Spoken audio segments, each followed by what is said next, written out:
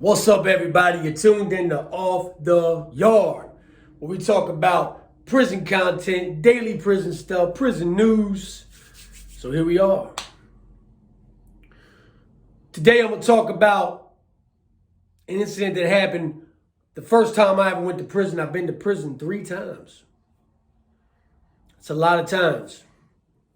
We talked about how child molesters and child predators, at some places they walk around, some places they don't. This is a story about when they didn't. So there was this dude who, him and his buddy, took this little girl across the state line. And they did unimaginable shit to her. Shit that you can't even fathom in your brain. These are the types of individuals that we did time with in the Department of Corrections.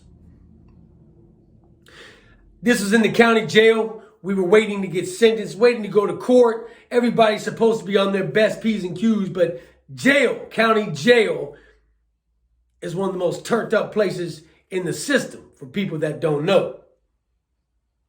County jail, people with the shit. County jail, people are going through a lot. Anyway, this dude comes into the pod. He's about 6'5", every bit of 320. Big ass ginger motherfucker with long red hair. I knew someone was up with this cat. He said he was in there on a violation. Me and the homeboys thought different. He went to court one day and the CO came back and told us what he had done.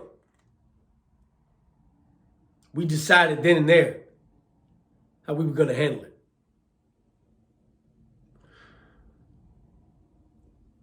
The reason convicts and inmates feel some type of way about these people is because we'll be doing 10 years on an assault charge, and these guys will be doing 3 years on their third violation of touching a little kid. So yeah, we do feel some type of way about it. Sometimes we handle it when we can. David Jinks came back from court. Walked into the unit like everything was hunky-dory. Hey, I knew I couldn't whoop him at the time. I was only 18 years old, couldn't weigh more than $165. I took 3 bars of soap, state soap, they called it Lisa. I put it in a sock, it's the hardest goddamn soap you've ever. Take Ivory and multiply that hardness by about 50. I stuck it in a sock. I pulled that sock real tight. And I mustered up the courage to walk up behind this big son of a bitch, and I swung that goddamn sock and cracked him in the back of his fucking big red head.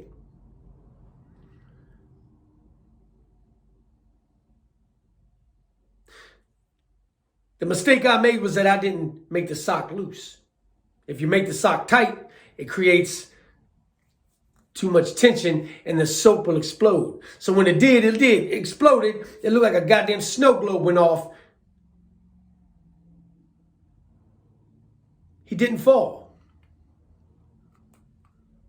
He kind of stumbled. My buddies jumped in. We started pounding this dude's head into the cement floor, kicking his face into the bars. I wrapped my hand around that greasy red head of his and smashed his face until it was pulp. That was for that little girl. David Jinks didn't wake up for 3 months.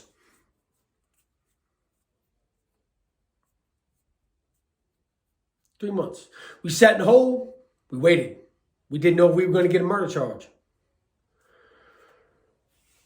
When he woke up, they charged us all with malicious wounding. Went to court. Settled on the fact that we were going to be going down for a long time. We were okay with that. We was okay with it.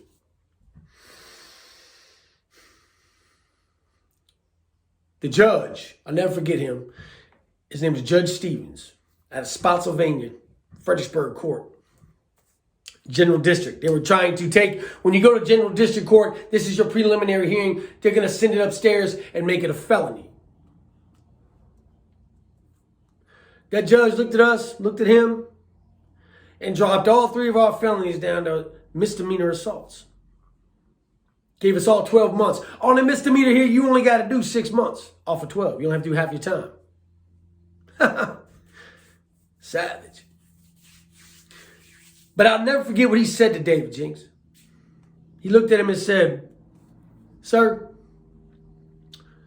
I know that you feel like you didn't get justice. And I sympathize with that." He said, "But I also sympathize with that little girl because she probably doesn't feel like she got justice for the 5 damn years you got for doing what you did to her."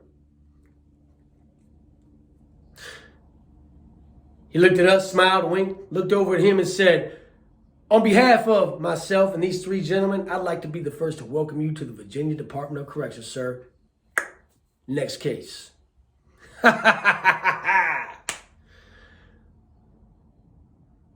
Justice served. It's few and far between, man, that we get the opportunity to do this. But it happens.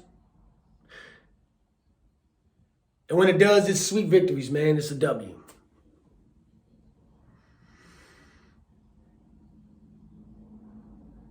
It's hard coming home from prison into a world where you have to follow an ordinance. You have to follow society's rules. You can't just do shit like that out here because you'll get locked up. This is the hardest thing for offenders to do. Some of us are doing it. Some of us ain't. But the biggest thing you got to remember to do is to stay up, stay out. And as always, you beautiful motherfuckers, stay sucker free. Much love to the BLC, man. Thank you for tuning in. We're coming out with more content, prison stories. So you guys make sure you're tuned in every week. Hit the notification bell. Hit that goddamn like for me, man. It helps me out. You guys have a good afternoon and stay up, baby.